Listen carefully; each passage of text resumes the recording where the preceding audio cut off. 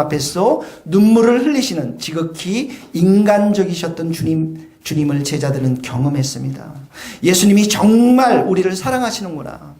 예수님은 정말 좋은 친구시구나. 예수님은 정말 우리 편이시구나. 그러나 예수님에 대한 제자들의 지식에는 몇 가지 부족한 점이 있었습니다. 예수 그리스도가 온 세상을 창조하신 위대하신 하나님이시며 온 우주를 홀로 통치하시며 지존하시는 영원하신 하나님이란 사실을 몰랐습니다.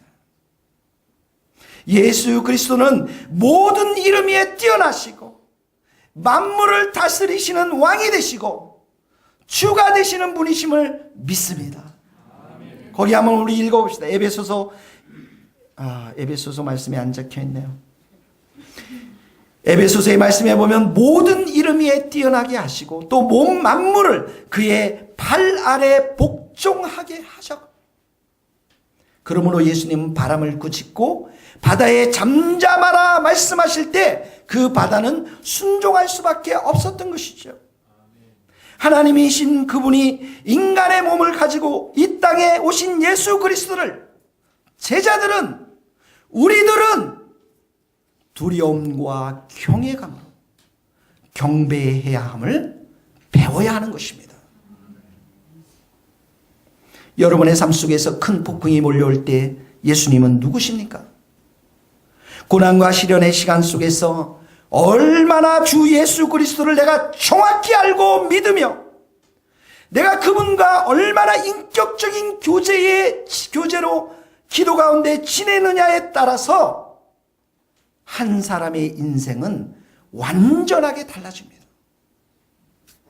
고난 속에서 예수님이 누구신지를 아는 만큼 우리는 그분을 의지하고 기도할 수 있는 것입니다.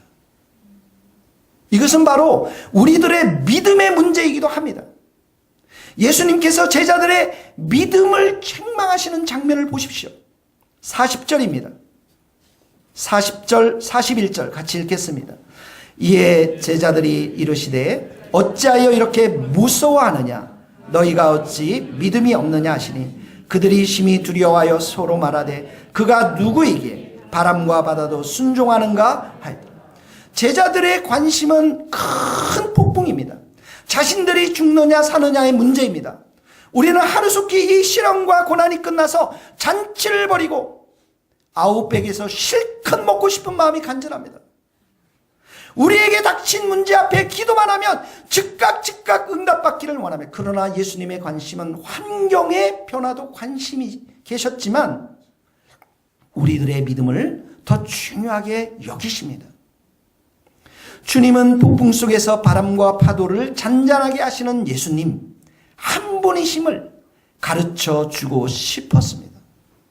그래서 우리가 왕 되신 예수님께 깊은 경외감을 가지고 예배하도록 살면서 가르쳐 주고 싶었던 것입니다. 예수 그리스도를 향한 믿음이 없어서 제자들이 놓치고 있는 부분이 또 있습니다. 35절을 다시 보십시오. 같이 한번 35절 읽겠습니다. 그날 저물 때에 제자들에게 이르시되 우리가 뭐라고요? 저편으로 건너가자. 누가 하신 말씀입니까? 예수님이십니다. 믿음은 예수님의 말씀을 그대로 믿는 것이 믿음입니다. 바다에 큰 폭풍이 와도 믿는 것입니다.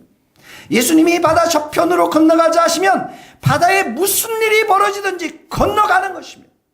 바다에 괴물이 나타나고 광풍이 몰아쳐도 건너가는 것입니다. 왜 그렇습니까? 예수님의 말씀이기 때문에 그렇습니다. 여러분이 목숨을 걸고 붙잡고 기도해야 하는 것은 예수님의 말씀을 붙잡고 여러분들이 사셔야만 하는 것이에요. 그러면 건너가게 되어 있습니다. 나사로운 사람들은 나사로가 죽었다고 했습니다. 그런데 주님은 죽은 것이 아니라 나사로가 잠들었도다. 그러나 내가 깨우러 가느라. 예수님은 죽은 것이 아니라 잠들었다고 말씀했습니다. 주님의 말씀입니다. 사람들이 죽은 지 나흘이 되어서 썩은 냄새가 난다고 한 나사로를 예수님은 그 나사로를 향해서 나사로야 나오라. 그러자 어떤 일이 벌어졌습니까? 나사로가 일어나서 살아서 걸어서 나왔습니다. 사람들의 말이 중요한 게 아니에요. 여러분의 생각이 중요한 게 아닙니다. 예수님의 말씀이 중요한 것입니다. 주님의 말씀은 절대적인 권세를 가진 위대하신 하나님의 말씀인 줄 믿습니다. 믿음은 예수님의 말씀을 상식과 이성을 넘어서 그대로 믿는 것입니다. 주님께서 내게 말씀하신 것 반드시 이루어진다라고 믿는 자들, 예수님께서 복되도다라고 말씀하셨습니다. 같이 읽겠습니다. 누가복음 1장 45절 말씀입니다. 주께서 하신 말씀 반드시 이루어지라고 믿은 그 여자에게 복이. 마리아에게 한 말씀입니다. 마리아가 처녀이지만 잉태된다고 했을 때, 아기를 잉태한다고 했을 때 그대로 믿었습니다. 여러분, 둘째로 믿음 없는 제자들이 놓친 부분이 또 있습니다. 지금 예수님이 어디에 계십니까? 어디에 계십니까? 배 안에 있습니다. 36절을 보세요. 예수를 배에 계신 그대로 모시고 가매. 38절을 보세요. 예수께서는 고물에서 베개를 베고 주무시더니. 예수님은 제자들과 함께 계셨습니다. 비록 주무셨지만 함께 계셨습니다. 우리 인생에 큰 광풍이 찾아왔을 때 갖는 어려움이 무엇입니까? 주님께서 나의 이 어려움, 나의 고통을 보고 계시지 않는 것처럼 느끼는 것입니다. 느낌이에요. 필링입니다. 인생이라는 배를 타고 가는데 내 곁에 주님이 계시지 않고 나 혼자라고 생각하고 느끼는 것입니다. 친구도 부모도 아무도 없는 그 광풍이 그렇게 되면 얼마나, 이 바다에서 혼자 떠든다고 생각하면 얼마나 두렵고 외롭고 무섭겠습니까? 그러나 기억하세요.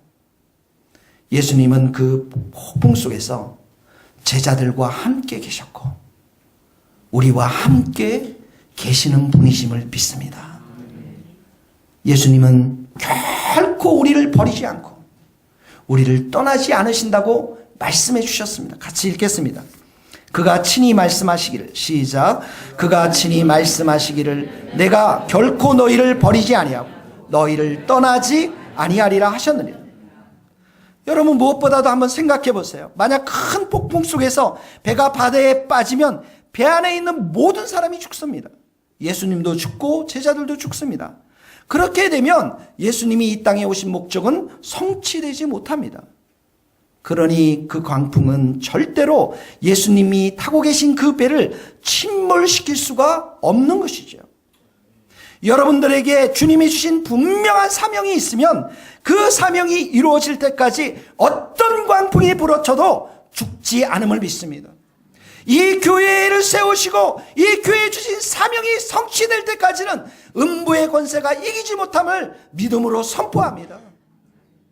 주님께서 그 사명과 미션을 완성시킬 분이시기 때문에, 그러므로 우리는 폭풍이 와도 절망할 필요가 없는 것입니다.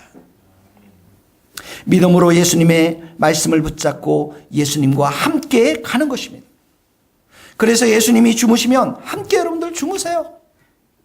예수님이 쉬시면 함께 쉬십시오. 우리의 삶의 든든한 배경이 되는 분은 오직 예수님 한 분뿐이십니다. 그분만을 전심으로 의지하면 두려워할 필요가 없습니다. 파도도 지나가고 고난도 지나가고 폭풍도 지나갑니다. 영원하지 않습니다. 믿음이라는 것은 예수님과 나를 따로 떼어 생각하지 않는 것입니다. 제자들은 지금 자신들과 예수님을 따로 생각하고 있습니다. 큰 폭풍이 불어올 때 자신들이 해결해 보려고 온갖 노력을 다했습니다. 그러나 예수님은 모든 것을 믿음의 눈으로, 아버지의 눈으로 보셨습니다. 아버지의 능력과 뜻이 자신의 삶을 통해서 나타나시길 원하셨습니다. 이것이 바로 예수님의 성령 충만함입니다. 성도들도 마찬가지입니다. 성도들은 예수님이 내 안에 계시고 내가 예수님 안에 거하는 자들입니다.